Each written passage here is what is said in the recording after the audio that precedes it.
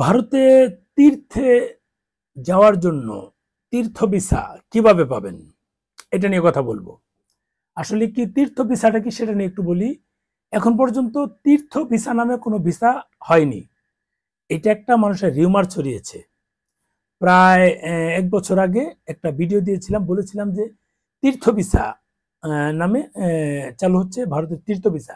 এরপর দেখলাম অনেক ইউটিউবার তারা এটা নিয়ে আলোচনা করছে। দেখবেন যে তীর্থ ভিসা নিয়ে সর্বপ্রথম সার্চ দিয়ে দেখবেন যে কার ভিডিওটা সবার আগে দেওয়া, তাহলে বুঝবেন। যারা আমার বিরোধিতা করেন তারা বুঝবেন, আর তারাই বিরোধিতা করে এই মানুষগুলো আসলে নিমক হারাম। মানে সমস্ত ভিডিও দেখবো, দেখে তথ্যগুলো নিয়ে তারপরে আমাকে একটা নেগেটিভ কমেন্টস করে যাবে। এগুলো হচ্ছে সাইবার বুলিং এর একটা অংশ। এই মানুষগুলো করে তথ্য নিবে, তথ্য নেওয়ার পর এত কষ্ট করে তথ্যগুলো দিব, তার আগে একটা নেগেটিভ কমেন্টস করে যাবে। এই হচ্ছে এদের কাজ। এদের জন্ম পরিচয়হীন মানুষ, আর আরো বেশি কিছু হলে তারা একটা রিপোর্ট দিয়ে যাবে।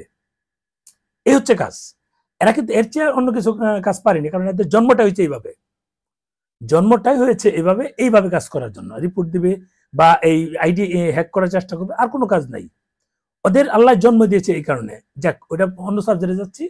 এখন হচ্ছে যে তীর্থ ভিসা, এই তীর্থ ভিসাটা কিভাবে পাবেন? আসলে তীর্থ ভিসা না, এটা এটা তীর্থ ভিসা বলা হয় যেহেতু টুরিস্ট ভিসা দিয়ে আবেদনটা করতে হয়, অন্য ভিসা না।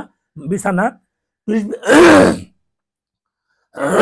সরি টুরিস্ট ভিসা দিয়েই আবেদনটা করতে হয়, তাই এটা অনেকে তীর্থ ভিসা টি দেওয়া তীর্থ ভিসা বলে। যাই হোক, এখন এই ভিসা পাওয়ার জন্য কি করতে হবে? আমি অন্তত 50টা ভিডিওতে এটা নিয়ে কথা বলেছি মিনিমাম। যারা আমার নিয়মিত ভিডিও ফুল ভিডিও দেখে তারা এটা বুঝবেন। যেমন যারা শুরুতে 20-30 সেকেন্ড থেকে বন্ধ, তারা কিন্তু এই কথাগুলো শুনবে না, বুঝবে না। তারা নিজেদেরকে বেশি পণ্ডিত মনে করে সরাসরি কল দিবে অথবা কমেন্টস করবে। এখন এই ভিসা পাওয়ার জন্য যেমন ধরেন ঢাকেশ্বরী মন্দির আছে, ঢাকেশ্বরী মন্দির থেকে ভারতের বড় কোনো মন্দিরে আপনি আবেদন করবেন যে ওই মন্দির এখান থেকে মানে ধরেন 20 জনের একটা টিম ইনভাইটেশন পাঠাবে যাওয়ার জন্য ওই মন্দির থেকে। আবেদন করবেন যে আমরা এতগুলো লোক আসতে চাচ্ছি, ওই মন্দির আপনাদের লাইবিলিটি নিয়ে আপনাদেরকে যাওয়ার জন্য একটা ব্যবস্থা করবে। অর্থাৎ ভারতীয় হাইকমিশনে তারা একটা মেইল করবে, আপনাদেরকে একটা মেইল করবে, লিস্ট দিবে, পাসপোর্ট নাম সহ লিস্ট। সোজা কথা, আপনাদের পাসপোর্ট থাকতে হবে। কোনো সংগঠনের মাধ্যমে আপনারা ওই কোনো বড় কোনো সংগঠনে আবেদন করবেন বা তাদের সাথে কমিউনিকেশন করবেন। আপনাদের পাসপোর্ট নাম, পাসপোর্ট জন্ম তারিখ এগুলো দিয়ে আপনারা ওই পাশে পাঠাবেন। ওই পাশ থেকে তারা আবেদন করবে, যে বলবে হাইকমিশন বরাবর আবেদন করবে এই মানুষগুলো এই অনুষ্ঠানে অ্যাটেন্ড করার জন্য এই সময় ওই সময়টায় আসবে। দয়া করে বা অনুগ্রহ করে ওনাদের ভিসার প্রয়োজনের ব্যবস্থা করলে কৃতজ্ঞ থাকবো, বা বিভিন্ন কথা তারা দিয়ে ইন্ডিয়া থেকে পাঠাবে ঢাকায়। যে ভারতীয় হাইকমিশন আছে, হাইকমিশনার বরাবর বা সহকারী হাইকমিশনার বরাবর, বা রাজশাহী, খুলনা, সিলেট, চট্টগ্রাম যেখানে হোক, এইসব জায়গায় পাঠাবে। আপনাদেরকে আরেকটা পাঠাবে। এরপর হাইকমিশন থেকে আপনাদেরকে কল দিবে, আবার মোবাইল নাম্বার, প্রত্যেকেরই মোবাইল নাম্বার সহ দিয়ে দিবে ডিটেলস। আপনাদেরকে কল দিয়ে নিয়ে পাসপোর্ট জমা দিতে বলবে।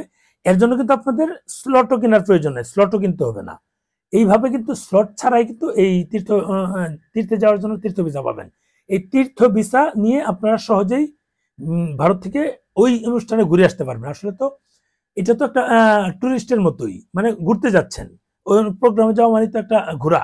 আপনার ওখানে ধর্মীয় ভাবে ঘোরাঘুরি করা বা এমনি ঘোরাঘুরি করা। আমি তো অনেকের মেডিকেল ভিসাও করে দিলাম। বিশেষ করে আমাদের হিন্দু ভাই বোন যারা আছে তাদের 99% বা 98% হবে তারা মেডিকেল ভিসা নিচ্ছে ঘোরার জন্য বা আত্মীয় স্বজনের সঙ্গে দেখা করার জন্য, অন্য কোনো উদ্দেশ্য না। ফেরার সময় বা গিয়েই 900 টাকা বা 800 টাকা দিয়ে একটা ডাক্তার দেখিয়ে ওই স্লিপটা নিয়েই বিভিন্ন জায়গায় ঘুরছে, ঘুরে তারপর চলে আসছে।